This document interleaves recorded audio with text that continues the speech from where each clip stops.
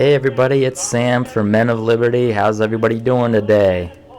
Hope you're all doing well. I know we got hit with a little snow here in Columbus, so obviously watch watch the roads, be careful, drive safely. Today we have a little bit of breaking news concerning the Jeffrey Epstein case, and I wanted to share this on the page because I think it's important. It's a fairly important segment, and you all should be informed. And it's just me today. It's me and my number one support, Mr. Trump there. Noah and Mike are not here right now, which is fine.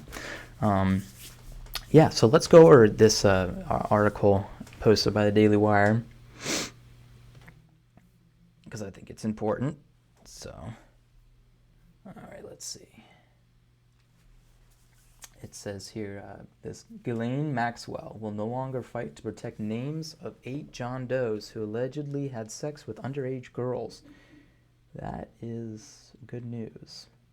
I'm going to read part of the article here. A fear many close to convicted sex offender Jeffrey Epstein had may soon be realized, as convicted sex trafficker Ghislaine Maxwell has decided to stop fighting to protect the names of 8 men accused of having sex with underage girls procured by the 2 felons.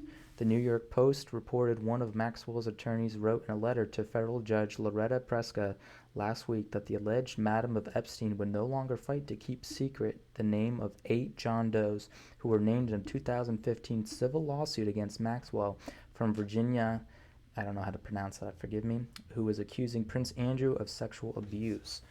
That's good news. Let's go ahead and read a little more. After careful review of the detailed objections submitted by non-party Does 17, 53, 54, 55, 73, 93, and 151, counsel for Ghislaine Maxwell writes to inform the court that she does not wish to further address those objections, Maxwell's attorney Laura Menninger wrote in January 12th letter. The Post noted that the letter was written the same day a Manhattan federal judge refused to dismiss, I can't pronounce that, cases against Prince Andrew. Forgive me for not having the pronunciation correct. The letter also comes less than 2 weeks after Maxwell was found guilty on 5 out of 6 of the charges against her, as the Daily Wire reported. Wow. I mean, I think that's good news, right? I think that's some justice. Hopefully will be served through that. Anyone that has the nerve to use somebody as property and to violate them in any way, especially sexually, that you're a piece of trash. So I think it's good that these men are being called out, men or women, whoever they are.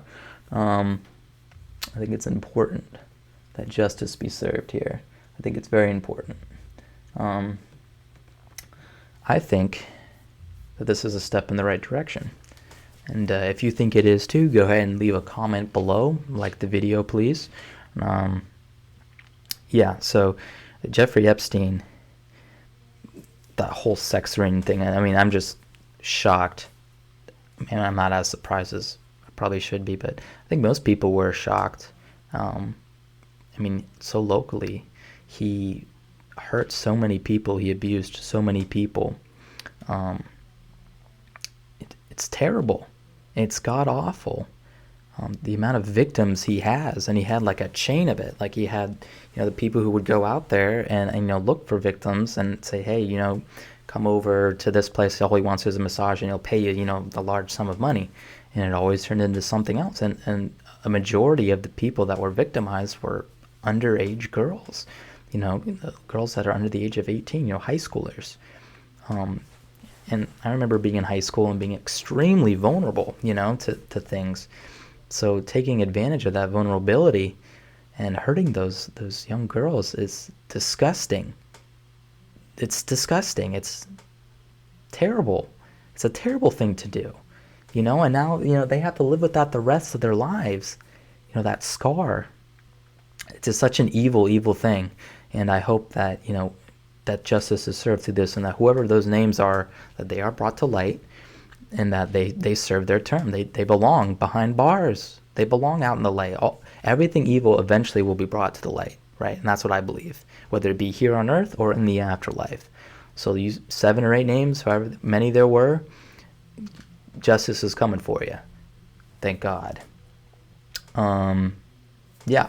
So I also wanted to discuss the midterms. Obviously, are coming up on November 8th this year, 2022. The importance of that, and maybe some of the projections here. We're going to look at the forecast on what it's looking like for who's who and where's where when it comes to Democrat versus Republican. This is just a forecast. Nothing is in stone. Obviously, kind of a projection. You can see the Republicans red, and then the obviously Democrat is blue, and the in between are the toss-ups here are this color, kind of beigeish. Yeah, it's interesting. I'm hoping that we win, obviously. Rumors out that if we do, that they will impeach Biden, and then that process will begin. So I'm not really sure. I'm not really sure if that'll be very productive, though, and in my opinion, impeaching Biden, because then the next step is Kamala. And I know there's this whole thing out there saying, oh, well, she's not fit to be president because, or she couldn't be president because her parents are both non-citizens. I don't think that's gonna stick, buddy. So that whole idea, it's not gonna work. And then obviously, I think Kamala would be worse than Biden. I don't think she would be very, productive for the United States. And she's not very liked, even amongst her own peers, and there was an article out there where she basically rearranged her office. How is that important? And what does that have to do with the American people and the productivity of you as a vice president? Bizarre. I don't understand that. It's weird the amount of pressure that Trump had on him from, reporters and social media and, fake news. And then Biden gets in office, and the questions that the media is asking him is like, what's your favorite ice cream, and BS like that. It's bizarre. It's pathetic. You're pathetic. Fake news. But yeah, those are the two subjects that I thought I'd hash out really fast for you guys. Say a prayer for the victims, obviously, that are going through this. Fighting the people that hurt you takes a lot of courage. So kudos to every man and woman that is standing up and speaking out. I really hope this is hashed out correctly and that justice is served. You never know, though, especially with the elites. And the elites, they hold a lot of power, and they can get away with a lot of stuff. So I'm hoping that this is a way to show them that they can't get away with everything. So fingers crossed there, and I hope that it all works out for the best. And obviously with the midterms, it says that, it is in November, and that feels like a long way away. But that's going to be here before you know it. So make sure you're well informed and that you vote, and that we can bring justice and bring America back together. And say a prayer, obviously, because we need to pray for this nation. We really do. We need to pray and be supportive. Stand up for what you believe in. Don't be silenced by the left, but be respectful and be you. So right on. Thank you all for listening and for tapping in, tuning in. I might be on tomorrow, maybe not. I'm hoping to be. So I'm your host, Sam, from Men of Liberty, and thank you so much for tuning in. We'll see you next time. God bless.